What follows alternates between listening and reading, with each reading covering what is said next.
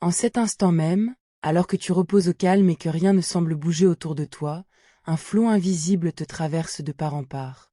Ce ne sont pas quelques particules égarées, ni une pluie discrète que l'on pourrait négliger. C'est un fleuve, un déferlement muet, de l'ordre de 100 000 milliards de petites présences qui, chaque seconde, passent à travers ton corps sans le heurter, sans le marquer, sans même en ralentir la course. Elles entrent par ton dos, traversent ta chair, tes os, ton cœur qui bat, et ressortent par ta poitrine, poursuivant leur route à travers le matelas, le plancher, les fondations de la maison, puis la roche, et la terre tout entière, comme si rien de tout cela n'existait. Tu ne les sens pas, tu ne les as jamais sentis, et pourtant elles n'ont pas cessé un seul instant de te traverser depuis le jour de ta naissance.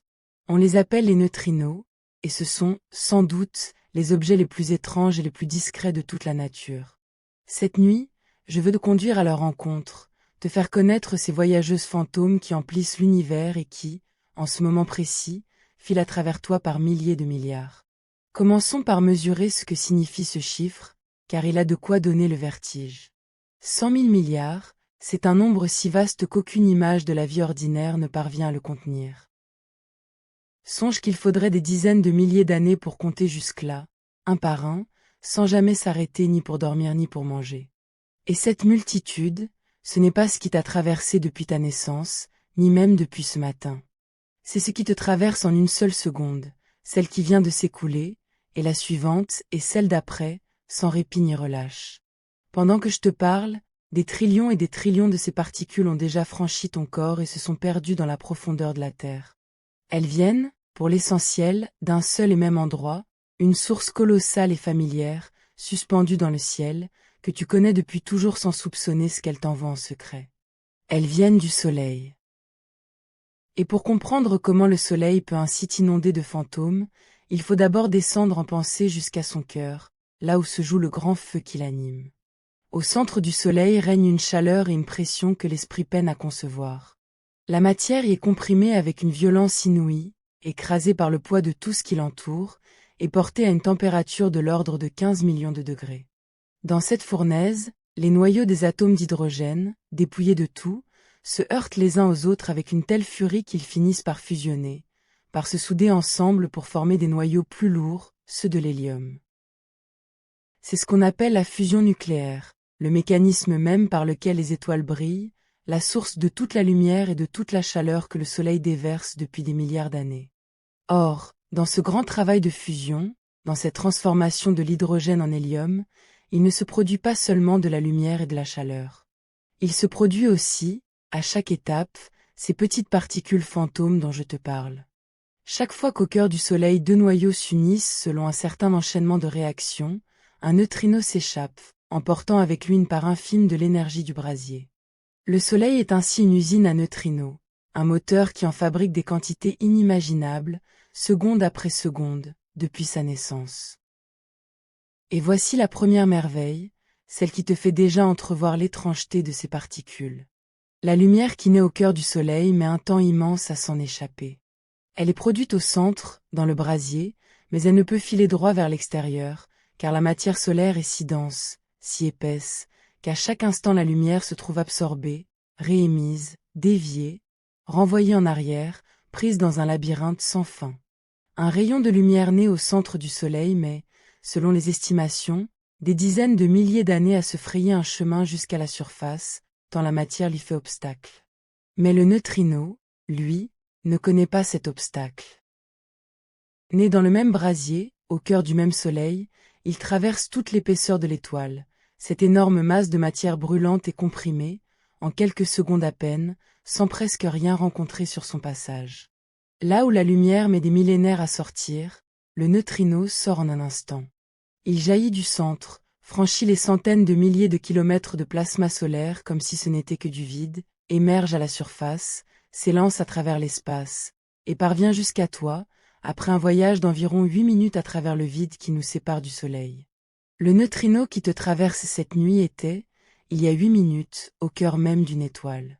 Imagine, un instant, le voyage de ce neutrino, depuis sa naissance jusqu'à toi. Il naît au centre du Soleil, dans le brasier le plus dense et le plus brûlant, au terme d'une rencontre entre deux noyaux qui se soudent l'un à l'autre. À peine né, il s'élance, et tout autour de lui n'est que matière comprimée, un plasma d'une densité écrasante, plus dense que le plomb, une foule de noyaux et d'électrons serrés les uns contre les autres. Pour la lumière, ce serait un mur infranchissable, un labyrinthe sans fin. Mais le neutrino file à travers cette masse comme à travers le vide, sans presque rien rencontrer, franchissant en quelques secondes les centaines de milliers de kilomètres qui le séparent de la surface.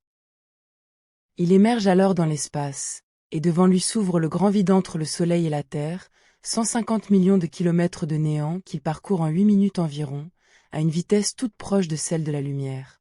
Puis vient la Terre, ce petit monde bleu suspendu dans le vide, et pour lui, la Terre non plus n'est pas un obstacle. Il plonge dans l'atmosphère, traverse les nuages, les toits, les murs, et te voici, endormi ou songeur, sur son chemin. Il te traverse en un instant si bref qu'aucune horloge n'en saurait mesurer la durée, et déjà il est reparti, filant vers les profondeurs de la Terre, poursuivant un voyage qui, commencé au cœur d'une étoile, ne s'achèvera peut-être jamais. Tu n'auras été, pour lui, qu'une brume légère traversée en chemin, un instant imperceptible dans une course sans fin. Prends un instant pour laisser cette pensée se déposer en toi, dans le calme de la nuit. Ce que tu regardes quand tu regardes le soleil, cette lumière, est vieille de dizaines de milliers d'années dans son origine profonde, façonnée au cœur de l'étoile en des temps immémoriaux. Mais les neutrinos qui te traversent en ce moment sont, eux, des messagers du présent, des témoins directs de ce qui se passe à l'instant même au centre du Soleil. Ils portent en eux une information fraîche, une nouvelle du brasier telle qu'elle était il y a 8 minutes, et non telle qu'elle était il y a des millénaires. Voilà pourquoi les savants tiennent tant à ces particules. Elles sont le seul regard direct que nous ayons sur le cœur des étoiles, la seule façon de savoir ce qui se trame dans cette fournaise cachée que nul œil ne pourra jamais contempler. Là où la lumière ne nous parle que de la surface, et d'un passé lointain, le neutrino nous parle du centre et du présent. Il est le messager fidèle du feu des étoiles. Mais comment se peut-il qu'une particule traverse ainsi tout, l'épaisseur d'une étoile, la masse de la Terre, ton corps, sans presque jamais rien heurter? C'est ici qu'il faut comprendre la nature intime du neutrino, ce qui le rend si différent de tout ce que tu connais. Songe d'abord à ce qui fait que la matière ordinaire est solide, impénétrable, à ce qui fait que ta main ne passe pas à travers la table. Ce n'est pas que la matière soit pleine, car elle est, tu le sais peut-être, presque entièrement faite de vide, avec de minuscules noyaux perdus dans de vastes espaces où voltigent les électrons. Si ta main ne passe pas à travers la table, c'est que les particules chargées qui te composent repoussent les particules chargées de la table, par le jeu des forces électriques. Ce sont ces forces, ces répulsions et ces attractions entre charges, qui donnent à la matière sa consistance, qui font que les choses se touchent, se heurtent, résistent. Or le neutrino, lui, ne porte aucune charge électrique. Il est parfaitement neutre, indifférent aux forces électriques qui régissent presque tout ce qui t'entoure. Pour lui, la matière n'oppose pas ce mur de répulsion qui arrête les autres particules. Il glisse entre les noyaux et les électrons comme un fantôme glisse à travers les murs, ignorant les barrières qui retiennent tout le reste. Et ce n'est pas tout, car son indifférence va plus loin encore. La nature, pour autant que nous la comprenions, est gouvernée par un petit nombre de forces fondamentales, quelques grandes façons qu'ont les choses de s'attirer, de se repousser, d'interagir. Il y a la gravité, qui fait tomber les pommes et retient les planètes. Il y a la force électrique et magnétique, qui donne à la matière sa solidité et fait courir le courant dans les fils. Il y a une force qui lie les composants des noyaux atomiques, très puissante mais de très courte portée. Et il y a enfin une dernière force, la plus discrète de toutes, qu'on appelle la force faible, qui n'agit qu'à des distances infimes et qui préside à certaines transformations rares de la matière. Or le neutrino essoura presque toutes ces forces. Il ne sent pas la force électrique, puisqu'il n'a pas de charge. Il ne sent pas la force qui lie les noyaux. La gravité agit sur lui, mais si faiblement, car sa masse est si minuscule, qu'elle ne change presque rien à sa course. Il ne lui reste, pour dialoguer avec le reste du monde, que cette force faible, la plus timide, la plus rare, celle qui n'agit qu'à bout portant et par occasion exceptionnelle. Voilà pourquoi le neutrino traverse tout. Il n'a presque aucun moyen de s'accrocher à la matière, presque aucune prise, presque aucune façon de se faire remarquer. Prends la mesure de ce que signifie une force aussi discrète, car elle gouverne tout le destin de ces particules. La force faible ne se manifeste que sur des distances plus petites encore qu'un noyau atomique, des distances si infimes qu'un neutrino, pour interagir, doit passer à une proximité presque inimaginable d'un autre grain de matière. Or l'atome, tu le sais, est presque tout entier fait de vide, avec son noyau minuscule perdu au milieu d'un vaste espace où voltigent les électrons. Un neutrino qui traverse un atome a donc toutes les chances de passer très loin du noyau, à travers ce grand vide intérieur, sans jamais s'approcher assez pour que la force faible puisse jouer. Il faudrait, pour qu'une interaction se produise, que le neutrino vienne frapper le noyau presque de plein fouet, ce qui, à l'échelle des choses, ne survient qu'une fois sur des quantités inconcevables d'occasions manquées. C'est comme si l'on tirait une flèche à travers une forêt immense où les arbres seraient distants de kilomètres, et que l'on espérait, malgré tout, en toucher un. La flèche, presque à coup sûr, traverse la forêt de part en part sans rien heurter. Ainsi le neutrino traverse la matière, cette forêt d'atomes où les noyaux sont si petits et si écartés qu'ils glissent entre eux sans presque jamais en rencontrer un seul de trop près. Pour te donner une idée de l'ampleur de cette indifférence, laisse-moi te proposer une comparaison qui saisit l'esprit. Imagine que l'on veuille arrêter un neutrino, l'obliger à interagir, à se heurter à quelque chose. Il faudrait, pour cela, lui opposer une épaisseur de matière proprement inconcevable. Les physiciens ont calculé que, pour avoir de bonnes chances d'arrêter un neutrino venu du Soleil, il faudrait le faire traverser un mur de plomb non pas de quelques mètres, ni de quelques kilomètres, mais d'une épaisseur qui se compterait en années-lumière, une muraille de métal si vaste que la lumière elle-même mettrait des années à la franchir. Un neutrino pourrait traverser des milliards de planètes alignées les unes derrière les autres sans presque jamais rencontrer d'obstacles. Il pourrait passer d'un bout à l'autre de la Terre, et le fait sans cesse, sans la moindre difficulté, comme si notre monde entier n'était pour lui qu'une brume légère, un voile de rien du tout.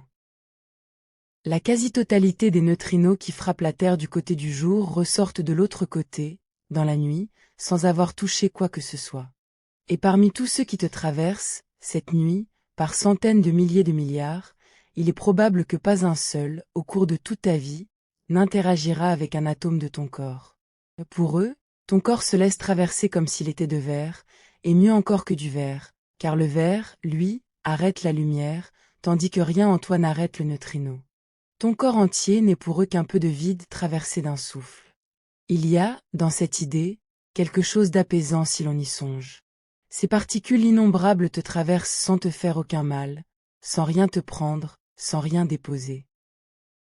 Elles ne sont ni un danger, ni une agression, ni une menace.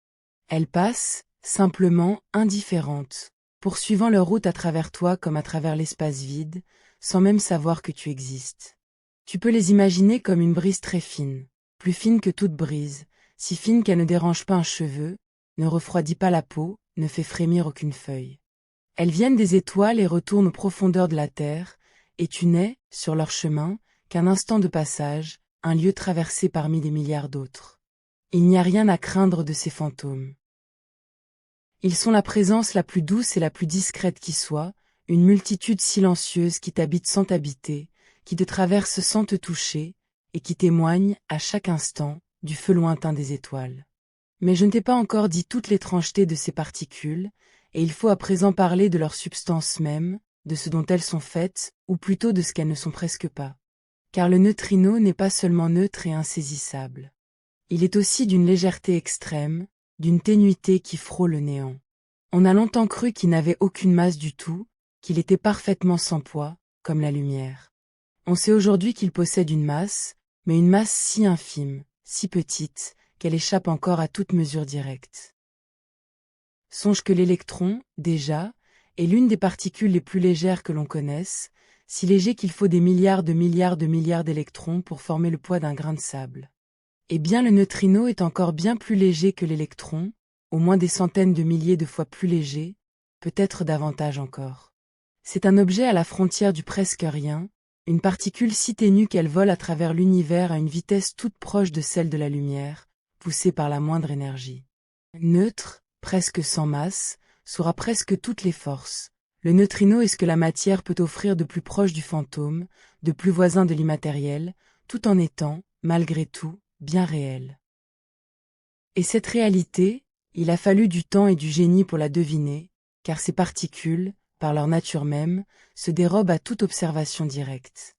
L'histoire de leur découverte est l'une des plus belles de la physique, et elle mérite qu'on s'y attarde, dans le calme de cette nuit.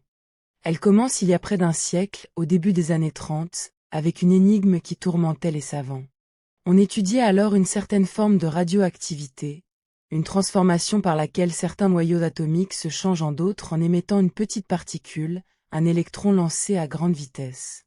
On appelait cela la désintégration bêta.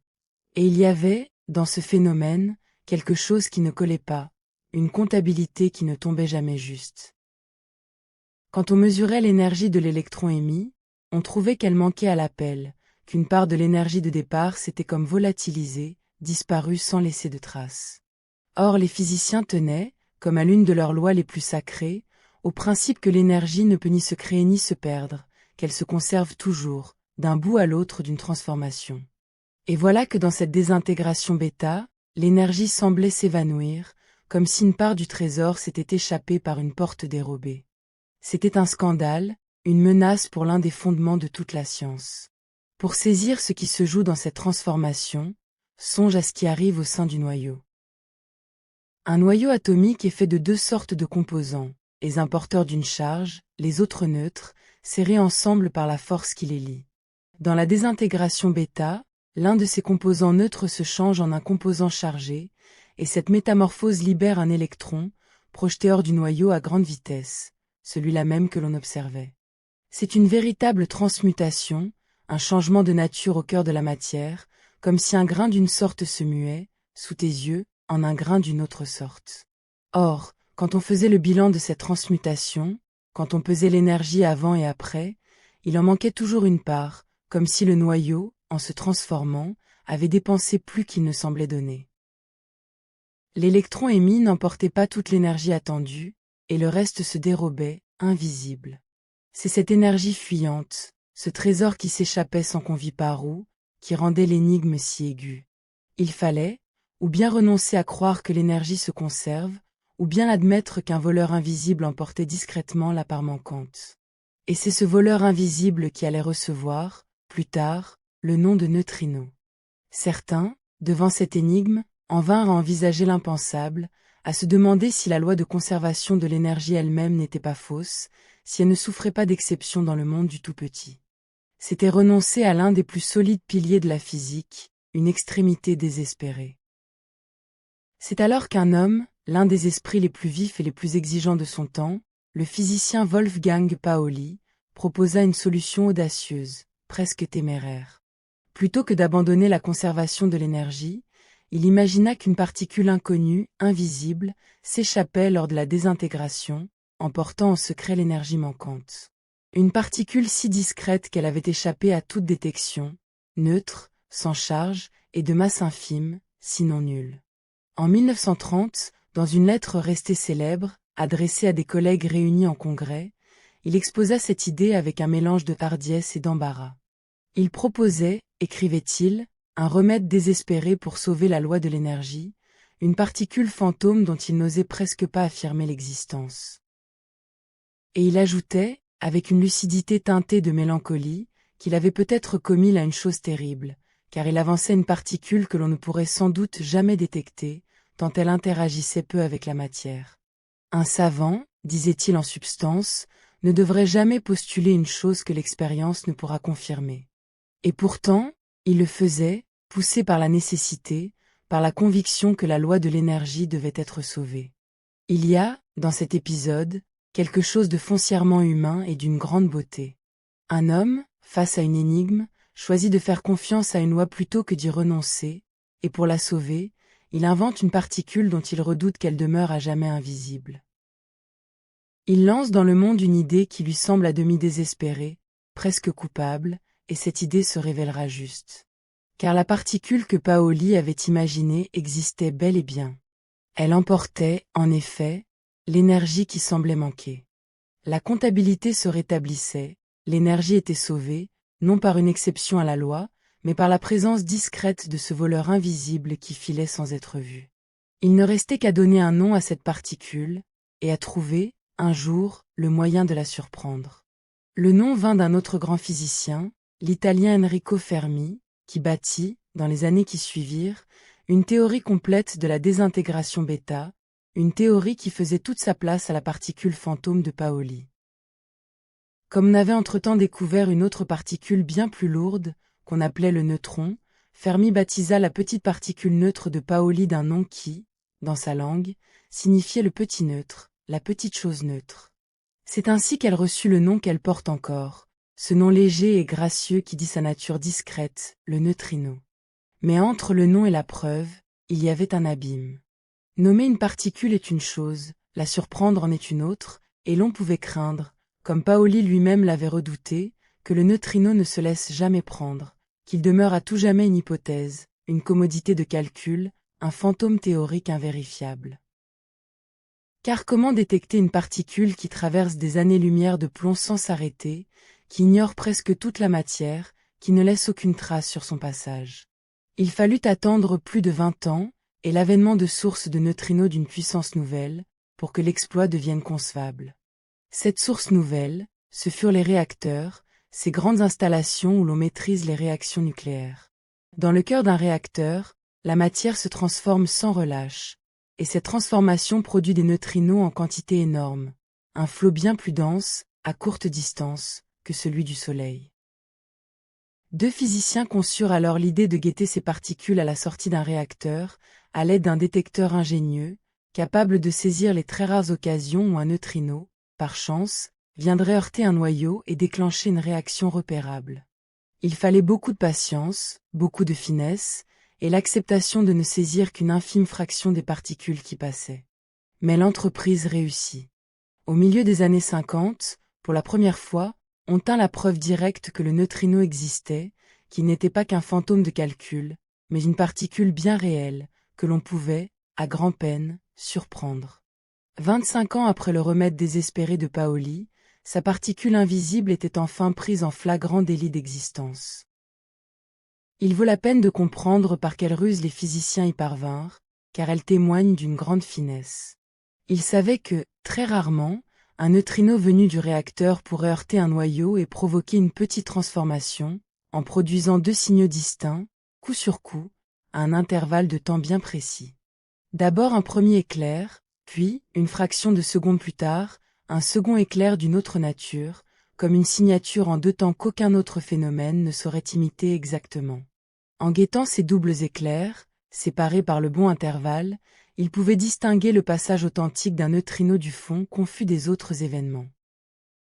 C'était reconnaître une empreinte particulière au milieu du tumulte, saisir un motif si spécifique qu'il ne pouvait tromper. Et quand ils allumèrent le réacteur, ces doubles éclairs apparurent, au rythme prévu par la théorie. Quand ils l'éteignirent, les éclairs se firent plus rares. La différence entre le réacteur allumé et le réacteur éteint donnait la mesure exacte des neutrinos qu'il produisait. La preuve était faite, méthodique, irréfutable. On tenait enfin la particule que Paoli avait cru condamnée à l'invisibilité éternelle, et l'on raconte qu'on lui adressa un télégramme pour lui annoncer que sa particule fantôme avait été trouvée, bien réelle, prise dans les filets de l'expérience. Songe à ce que représente une telle réussite, dans le calme où tu reposes. Attraper un neutrino, c'est un peu comme vouloir capturer une goutte précise dans une averse, mais une goutte qui traverserait le seau, le sol et la terre sans jamais s'y arrêter, sauf par un hasard rarissime. Il faut, pour cela, guetter d'immenses quantités de particules dans l'espoir qu'une seule, par accident, veuille bien se manifester. C'est un travail de patience infinie, une chasse au presque rien, une traque du plus insaisissable des gibiers. Et pourtant, les savants y sont parvenus, par l'ingéniosité et l'obstination, en apprenant à reconnaître la signature ténue que laisse, très rarement, le passage d'un neutrino. Depuis cette première capture, la chasse n'a jamais cessé, et elle a conduit les physiciens à bâtir, aux quatre coins du monde, des instruments d'une démesure stupéfiante, des détecteurs enfouis au plus profond de la Terre, dont je te parlerai bientôt. Mais avant cela, il me faut te révéler une autre facette de ces particules, l'une des plus surprenantes, l'une de celles qui ont le plus déconcerté les savants, et qui a fini par bouleverser ce que l'on croyait savoir du neutrino. Car il n'existe pas une seule sorte de neutrino, mais plusieurs, et cette pluralité est au cœur de l'une des plus belles énigmes de la physique moderne. Les particules qui composent la matière se rangent, à ce que nous comprenons, en famille, en génération, comme si la nature avait décliné ses créations en plusieurs versions, l'une légère et commune, les autres plus lourdes et plus rares. L'électron, cette particule familière qui parcourt les fils et entoure les atomes, a ainsi des cousins plus massifs, des sortes de frères aînés que l'on ne rencontre que dans des conditions particulières, produits par les grands chocs de particules ou par les rayons venus du cosmos. Et à chacune de ces variétés d'électrons correspond une variété de neutrinos qui lui est associée. Il y a donc, pour autant que nous le sachions, 3 sortes de neutrinos, 3 familles, que les physiciens appellent des saveurs, par une image empruntée au goût, pour désigner ces variétés distinctes. Il y a le neutrino associé à l'électron, qu'on nomme le neutrino électronique, celui-là même qui naît au cœur du Soleil et qui te traverse en ce moment. Il y a le neutrino associé au cousin plus lourd de l'électron, qu'on appelle le neutrino muonique. Et il y a le neutrino associé au cousin plus lourd encore, le plus massif des 3, qu'on nomme le neutrino twique. 3 saveurs, donc, 3 variantes d'une même famille de fantômes, chacune liée à sa propre parenté dans le monde des particules. Pour bien saisir d'où viennent ces 3 saveurs, il faut te dire un mot de ces cousins de l'électron, car ils sont eux-mêmes des objets curieux. Le premier cousin, celui du milieu, est une particule qui ressemble en tout à l'électron, sauf qu'elle est bien plus lourde, environ 200 fois plus massive. On l'appelle le muon. Il ne fait pas partie de la matière ordinaire, de celle qui compose ton corps et le monde autour de toi, car il est instable et ne vit qu'un instant très bref avant de se transformer. On le rencontre surtout quand les rayons venus du cosmos, ces particules très énergiques qui frappent sans cesse le sommet de notre atmosphère, s'y fracassent et engendrent des gerbes de particules nouvelles, parmi lesquelles ces muons. Le second cousin, le plus lourd des 3 frères, est plus massif encore, et plus fugace, plus rare, plus difficile à produire. On l'appelle le tau, un nom emprunté à une lettre grecque. Et de même qu'à l'électron s'associe le neutrino électronique, au muon s'associe le neutrino muonique, et au tau le neutrino twique.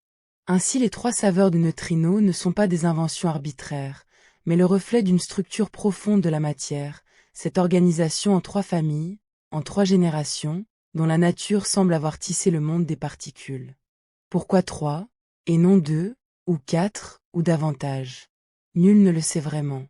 C'est l'une des questions que la nature nous pose sans y répondre, l'un de ces mystères devant lesquels les physiciens s'arrêtent, songeurs.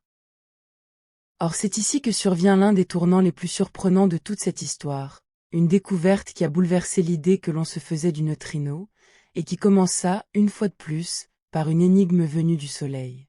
Depuis que l'on savait détecter les neutrinos, les physiciens avaient entrepris de compter ceux qui nous arrivent de notre étoile, ces neutrinos solaires nés de la fusion en son cœur. Ils avaient calculé, à partir de tout ce que l'on savait du Soleil, de son feu, de ses réactions, combien de neutrinos devaient nous parvenir chaque seconde.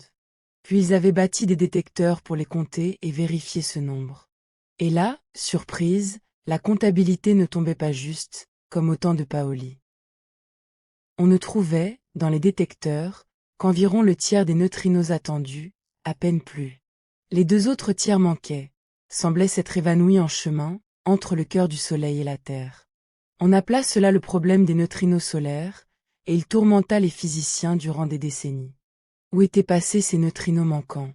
Le Soleil en produisait-il moins qu'on ne le pensait? Nos calculs sur son cœur étaient-ils faux? Ou bien nos détecteurs étaient-ils défaillants, aveugles à une partie du flot? L'énigme résista longtemps, obstinée, agaçante, comme un conte qui refuse de s'équilibrer.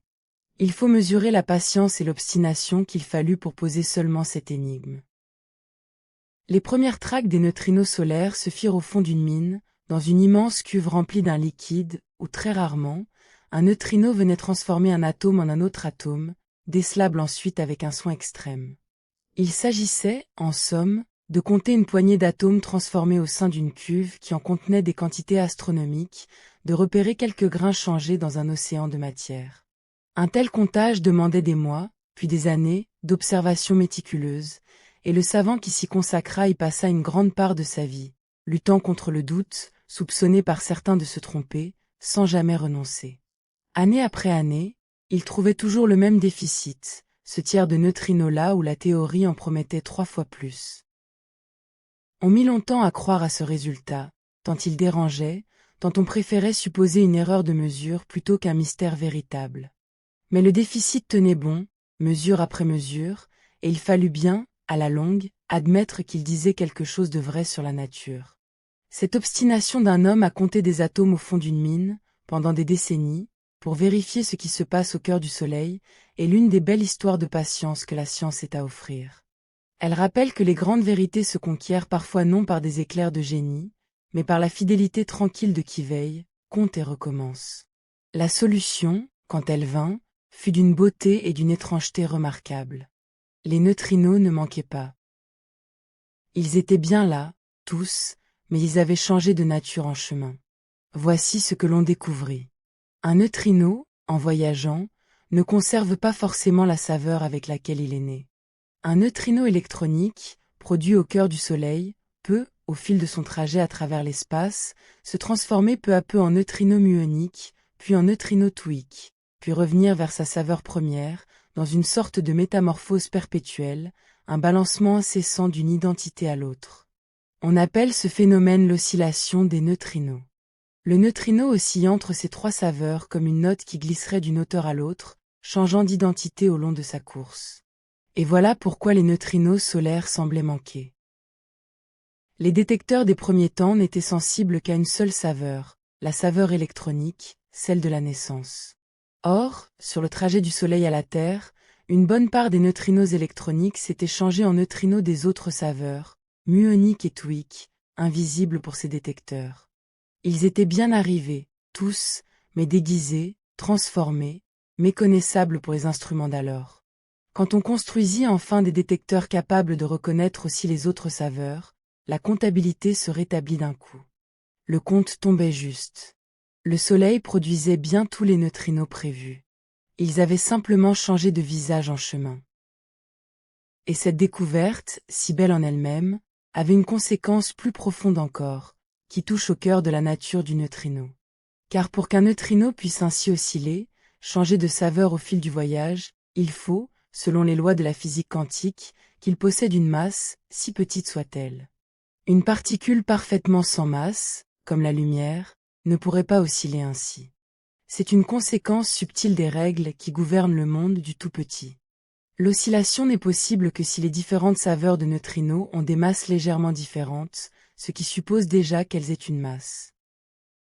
Ainsi, en observant ces oscillations, en constatant que les neutrinos changent de saveur en chemin, les physiciens tenaient la preuve indirecte, mais solide, que le neutrino n'est pas parfaitement sans poids, qu'il possède une masse, minuscule mais réelle. On avait longtemps cru le neutrino sans masse, semblable à la lumière. L'oscillation vint démentir cette croyance et révéler que ces fantômes ont malgré tout une substance, un poids, si ténu qu'on ne parvient pas encore à le mesurer directement, mais dont l'existence est désormais tenue pour certaine. C'est une belle leçon sur la manière dont procède la science.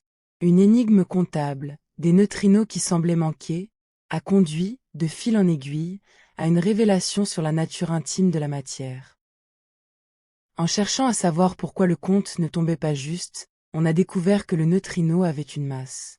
Prends le temps de laisser cette oscillation te surprendre, car elle est plus étrange encore qu'il n'y paraît. Nous avons l'habitude de penser qu'une chose est ce qu'elle garde son identité au fil du temps, qu'une pierre reste pierre et qu'une goutte reste goutte. Or le neutrino nous montre une identité qui se transforme d'elle-même en cours de route, qui glisse d'une nature à une autre sans cause extérieure, par le seul effet du voyage. Un neutrino électronique, en filant à travers l'espace, devient peu à peu un mélange changeant des 3 saveurs, penchant tantôt vers l'une, tantôt vers l'autre, dans un balancement régulier, avant de revenir vers son point de départ, et ainsi de suite, sans fin. C'est comme si un voyageur, parti brun de cheveux, se découvrait blond à mi-chemin, puis roux plus loin, puis brun de nouveau à l'arrivée, non par artifice, mais par la nature même de son être. Cette métamorphose perpétuelle, cette identité qui refuse de se fixer, est l'une des manifestations les plus pures de l'étrangeté du monde quantique, ce monde du tout petit où les choses n'ont pas toujours une nature nette et définie, mais se tiennent souvent dans un entre-deux, un mélange de possibles. Le neutrino, en oscillant entre ces saveurs, nous donne à voir, presque à l'œil nu de l'esprit, cette indétermination profonde qui gouverne le tissu le plus fin de la réalité. Il faut à présent que je te conduise vers les lieux extraordinaires où l'on guette ces particules, car ils comptent parmi les instruments les plus étonnants que l'homme ait jamais construits, et ils disent à eux seuls toute la difficulté de la chasse aux neutrinos. Puisque ces particules traversent presque tout sans s'arrêter, il faut, pour en saisir ne serait-ce que quelques-unes, deux choses. Il faut d'abord une masse énorme de matière, une cible gigantesque, pour multiplier les occasions qu'un neutrino, par hasard, y heurte un noyau. Plus la cible est vaste, plus grandes sont les chances qu'un de ces innombrables voyageurs daigne interagir. Et il faut ensuite se protéger de tout ce qui pourrait tromper le détecteur, de tous les autres rayonnements, de toutes les autres particules qui frappent la surface de la Terre en abondance et qui noieraient le signal ténu du neutrino sous un vacarme de fausse alerte. Pour se protéger de ce vacarme, il n'y a qu'un moyen, c'est de s'enfouir, de descendre au plus profond de la Terre, sous des montagnes, dans d'anciennes mines, sous l'épaisseur des roches. Car la roche, si elle n'arrête pas les neutrinos, arrête en revanche la plupart des autres particules parasites. Ainsi, au fond de la Terre, dans le silence des profondeurs, protégé du tumulte du monde par des kilomètres de pierre, on peut enfin espérer entendre le murmure du neutrino. L'un des plus célèbres de ces instruments se trouve au Japon, enfoui sous une montagne, dans une ancienne mine reconvertie. On l'appelle Super Kamiokande, du nom du lieu où il repose. Imagine une caverne immense, creusée au cœur de la roche, et au sein de cette caverne, une gigantesque cuve remplie d'une eau d'une pureté extrême, des dizaines de milliers de tonnes d'eau, un lac souterrain scellé dans la pierre. Les parois de cette cuve sont tapissées de milliers d'yeux électroniques, des capteurs de lumière d'une sensibilité prodigieuse, capables de détecter le plus faible éclat. Voici comment fonctionne ce piège subtil. La plupart du temps, il ne se passe rien. Les neutrinos traversent l'eau comme ils traversent tout le reste, sans laisser de traces. Mais de loin en loin, très rarement, l'un d'eux heurte de plein fouet un noyau ou un électron dans l'eau, et ce choc produit une particule chargée lancée à très grande vitesse. Cette particule, enfant l'eau plus vite que la lumière ne s'y propage, engendre un très bref éclair, une lueur bleutée, ténue, fugace, une sorte de sillage lumineux. Et ce sont ces éclairs infimes que guettent les milliers d'yeux électroniques tapissant la cuve. En repérant où et quand la lueur apparaît, en mesurant sa forme, les physiciens peuvent reconstituer le passage du neutrino, deviner d'où il venait, quelle était sa saveur, quelle était son énergie. C'est ainsi, dans ce lac enfoui sous la montagne, que l'on a saisi certaines des preuves les plus décisives de l'oscillation des neutrinos, et que l'on continue, nuit après nuit, à guetter le passage de ces fantômes venus du soleil, du ciel et des étoiles. Et il existe, à l'autre bout du monde, un instrument plus démesuré encore, dont la simple idée a de quoi émerveiller. Au pôle sud, sous l'inland 6 de l'Antarctique, dans cette calotte de glace épaisse de plusieurs kilomètres qui s'étend sur le continent austral, les physiciens ont bâti un détecteur d'une ampleur inouïe, qu'ils ont nommé Ice Cube, ce qui signifie, dans la langue anglaise, le cube de glace. Ici, point de cuve construite par la main de l'homme. La cible, c'est la glace elle-même, l'antique glace de l'Antarctique, si pure, si transparente en profondeur, qu'elle peut servir de milieu détecteur. On a foré, dans cette glace, des puits verticaux d'une profondeur de plusieurs kilomètres, et l'on y a descendu de longs chapelets de capteurs de lumière, que l'on a laissés se figer dans la glace, prisonniers de la profondeur.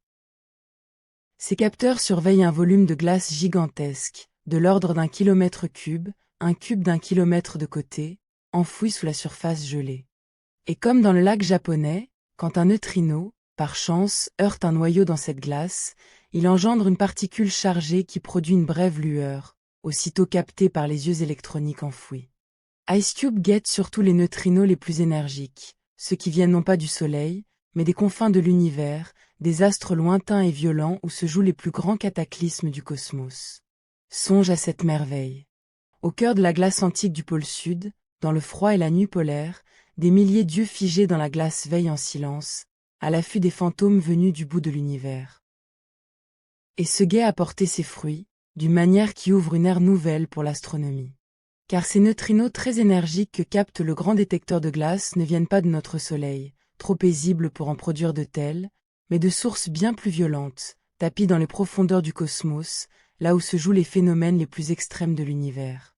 On a fini par capter certains de ces neutrinos de très haute énergie, et, mieux encore, à retrouver d'où ils venaient, en pointant vers une région précise du ciel. On a pu ainsi, dans certains cas, associer l'arrivée d'un neutrino à un astre lointain particulier, l'un de ces cœurs de galaxie où un trou noir colossal dévore la matière et projette des jets d'une puissance inouïe. Songe à ce que cela représente. Une particule fantôme, partie d'un astre monstrueux à une distance que la pensée peine à concevoir, a voyagé pendant des temps immenses à travers l'univers, puis a plongé dans la glace du pôle sud et s'y est manifesté, permettant aux astronomes de désigner du doigt la source lointaine qui l'avait émise. C'est une façon toute nouvelle de regarder le cosmos, non plus seulement avec la lumière, mais avec ces messagers fantômes qui nous apportent des nouvelles de lieux que la lumière seule ne saurait bien nous décrire. On appelle parfois cela l'astronomie des messagers multiples, cet art d'observer un même événement lointain par la lumière et par les neutrinos à la fois, en croisant leurs témoignages. Le neutrino, qui semblait le plus inutile des objets tant il se dérobe, devient ainsi l'un des plus précieux yeux tournés vers l'univers. Il y a, dans ce renversement, une leçon qui va bien au-delà de la physique. Ce que l'on tenait pour un défaut, l'extrême discrétion du neutrino, son refus de dialoguer avec la matière, se révèle être sa plus grande vertu. Parce qu'il n'interagit presque jamais, il ne se laisse ni arrêter, ni brouiller, ni corrompre en chemin. Il nous arrive intact, fidèle, porteur d'une information pure qu'aucun voile n'a altérée. La lumière, en traversant l'univers, se laisse absorber, dévier, rougir, marquée par tout ce qu'elle rencontre, si bien qu'elle nous parvient souvent chargée de l'histoire de son voyage plus que de celle de sa source. Le neutrino, lui, ignore le voyage, traverse tout sans en garder la trace, et nous livre un message resté tel qu'il était à sa naissance, au cœur de l'étoile ou dans l'agonie de la supernova. Sa faiblesse et sa force, sa discrétion et sa fidélité, son indifférence au monde est ce qui fait de lui le plus sûr des témoins. Il y a là de quoi méditer, dans le calme de cette nuit, sur la façon dont une qualité et un défaut ne sont parfois qu'une seule et même chose, vus sous deux jours différents. Et c'est justement des neutrinos venus du fond du cosmos que je veux parler à présent, car ils portent en eux l'une des plus émouvantes histoires de cette science, un événement rare et bouleversant, gravé dans la mémoire des physiciens. Le Soleil n'est pas la seule source de neutrinos dans l'univers. Il en est d'autres, plus violentes, plus rares, et parmi elles, les plus spectaculaires sont les supernovas, ces explosions colossales par lesquelles certaines étoiles achèvent leur vie. Quand une étoile très massive épuise son combustible, son cœur s'effondre sur lui-même en fractions de secondes, et cet effondrement libère une énergie inconcevable, dont l'essentiel s'échappe non pas sous forme de lumière, mais sous forme de neutrinos.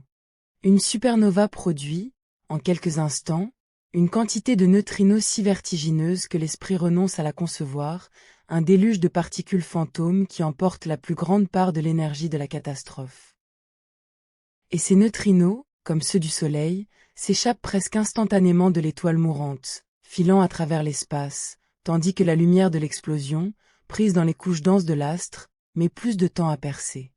Ainsi, lorsqu'une supernova explose quelque part dans le cosmos, ces neutrinos nous parviennent souvent avant même que sa lumière ne devienne visible, en messager rapide annonçant le cataclysme. Or il advint, il y a quelques décennies, un événement qui restera dans l'histoire de la science. Dans une galaxie voisine de la nôtre, l'une de ces petites galaxies compagnes qui accompagnent la Voie lactée, une étoile massive explosa en supernova.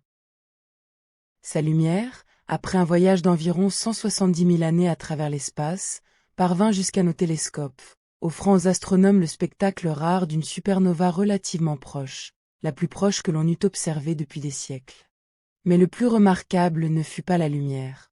Le plus remarquable fut que, quelques heures avant que cette lumière n'apparaisse, les détecteurs de neutrinos enfouis sous la Terre, en divers points du monde, enregistrèrent un bref sursaut, une poignée de neutrinos captés en l'espace de quelques secondes, une vingtaine de particules à peine, saisis coup sur coup. Ces quelques neutrinos, venus d'une étoile morte à 170 000 années-lumière, avaient traversé tout cet abîme d'espace, puis toute l'épaisseur de la Terre, pour venir déclencher, dans ces cuves enfouies, une poignée de signaux fugaces. Pour la première fois de l'histoire, l'homme avait capté les neutrinos d'une étoile en train de mourir, au-delà de notre propre galaxie. Une vingtaine de fantômes, à peine, mais qui confirmaient, d'un seul coup, tout ce que la théorie avait prédit sur la mort des grandes étoiles et sur le déluge de neutrinos qu'elles libèrent. Laisse cette pensée t'accompagner un instant, dans la douceur de la nuit.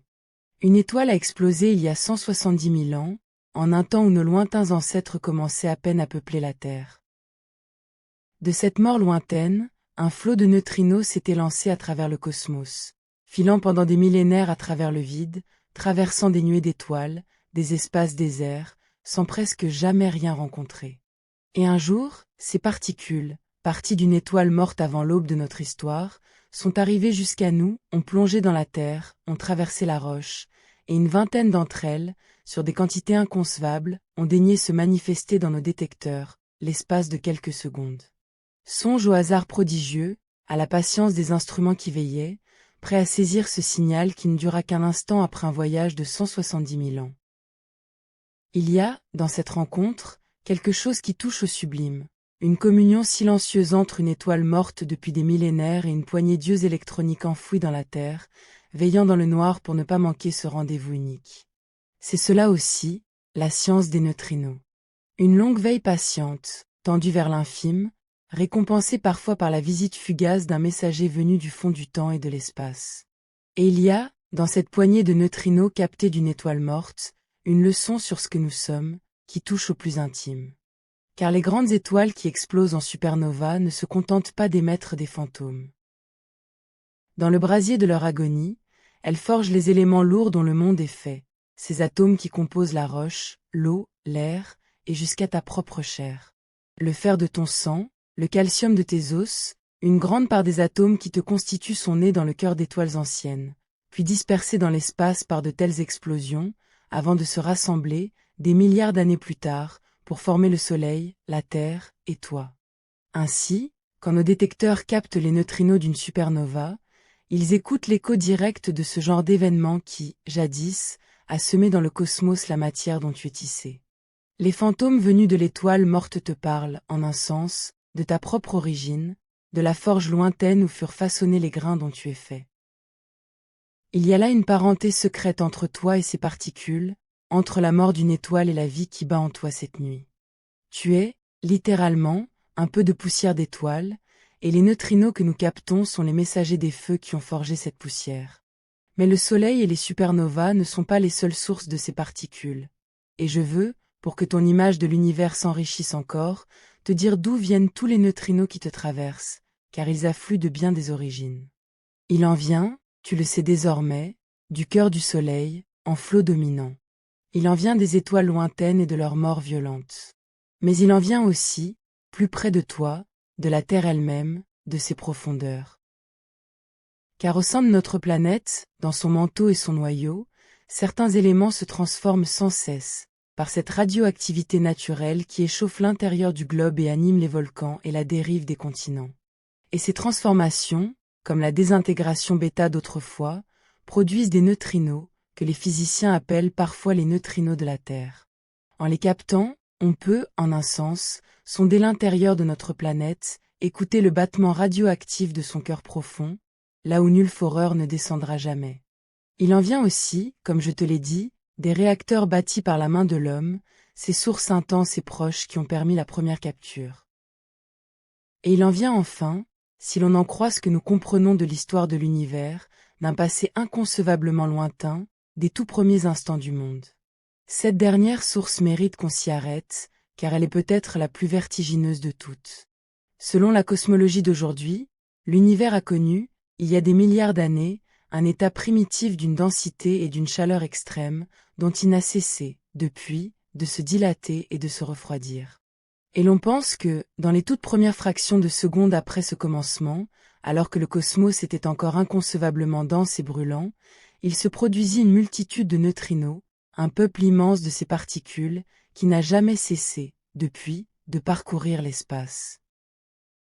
À mesure que l'univers s'étendait et se refroidissait, ces neutrinos primordiaux se sont dispersés, ralentis, refroidis eux aussi, mais ils sont, croit-on, toujours là, emplissant tout l'espace, reliques figées du premier âge du monde.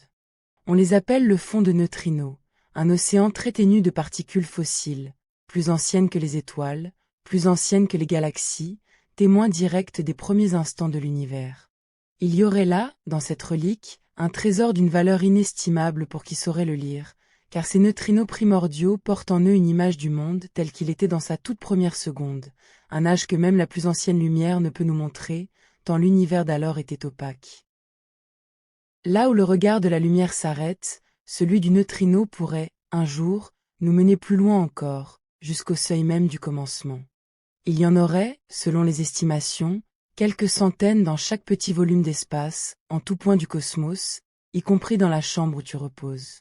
Ces neutrinos-là sont si peu énergiques, si froids, qu'on n'a pas encore su les détecter directement, et il faut donc en parler avec la prudence qui convient à ce qui n'est pas confirmé par l'observation.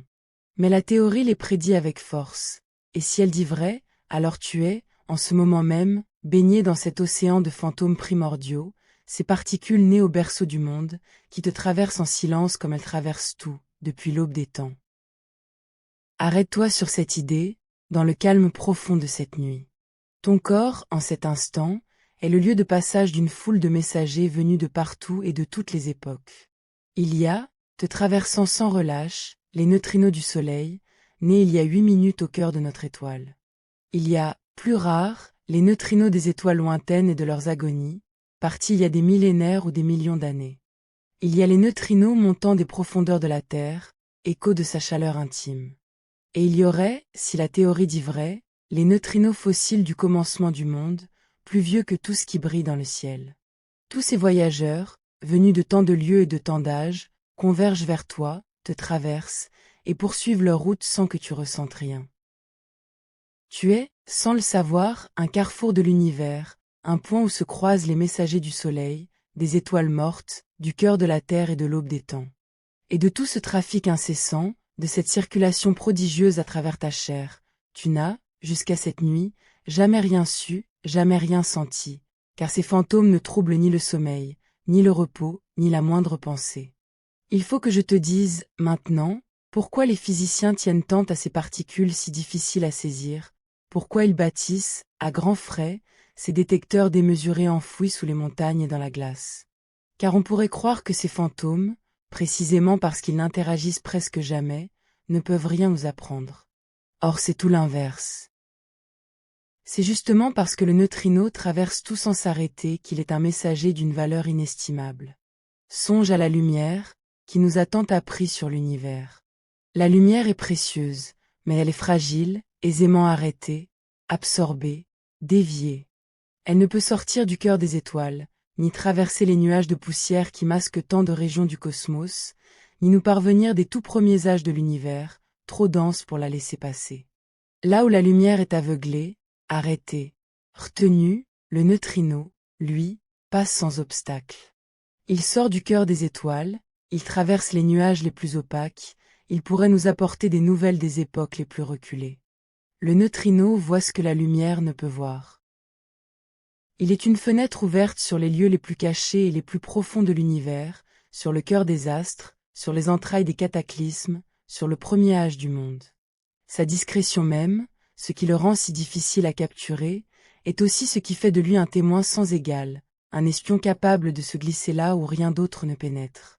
Et cette science des neutrinos, encore jeune à l'échelle de l'histoire, n'a pas fini de nous surprendre. Chaque nouveau détecteur, chaque nouvelle capture, ouvre des questions autant qu'elle en résout. On cherche encore à mesurer avec exactitude la masse de ces particules, cette masse si infime dont l'oscillation a révélé l'existence sans en livrer la valeur précise. On cherche à savoir pourquoi le neutrino est si extraordinairement léger, bien plus léger que toutes les autres particules de matière, comme si la nature avait, pour lui, choisi une règle à part. On se demande s'il n'existe pas d'autres sortes de neutrinos, encore plus discrètes, plus fantomatiques que celles que nous connaissons, qui échapperaient à toute détection actuelle. On s'interroge sur le rôle que ces particules ont pu jouer aux premiers instants de l'univers, et jusqu'à se demander si elles n'ont pas contribué, par quelques déséquilibres subtils, à ce que l'univers contienne de la matière plutôt que rien du tout. Ce sont là des questions ouvertes, des chantiers en cours, des mystères que la génération présente lègue à celles qui viendront. Le neutrino, ce fantôme que Paoli n'osait presque pas postuler de peur qu'on ne le trouve jamais, est devenu l'un des grands objets de la physique contemporaine, l'une de ces particules dont on sent qu'elles gardent encore des secrets essentiels sur la nature du monde. Il y a, dans tout ce que nous avons parcouru ensemble, une leçon sur la manière dont progresse la connaissance humaine, et je veux la faire sentir dans la douceur de cette nuit. Tout est parti d'une comptabilité qui ne tombait pas juste, d'un peu d'énergie qui semblait manquer dans une transformation obscure de la matière. Un homme, plutôt que de renoncer à une loi qu'il tenait pour sacrée, a imaginé une particule invisible, en s'excusant presque de son audace.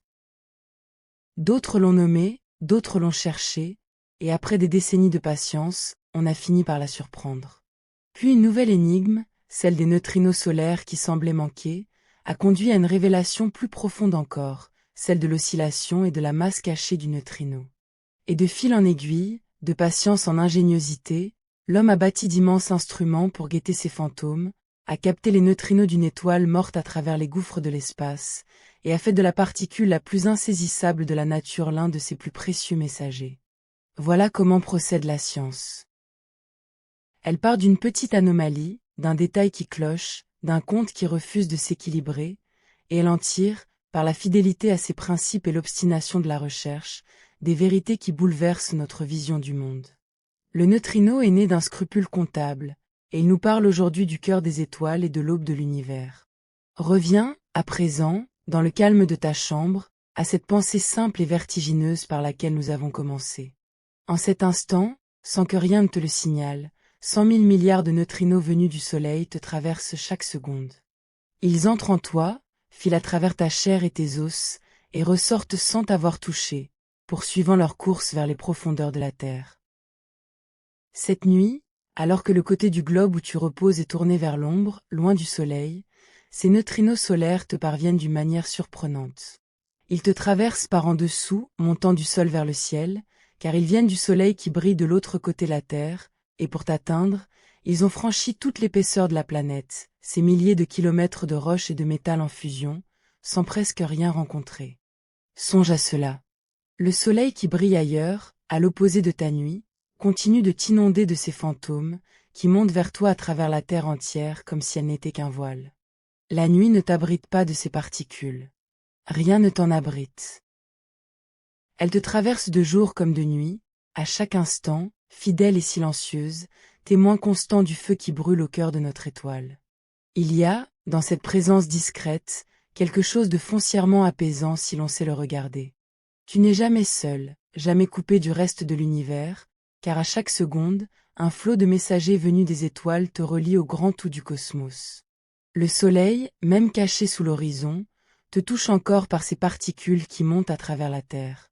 Les étoiles lointaines, même mortes depuis des millénaires, t'envoient parfois leurs fantômes.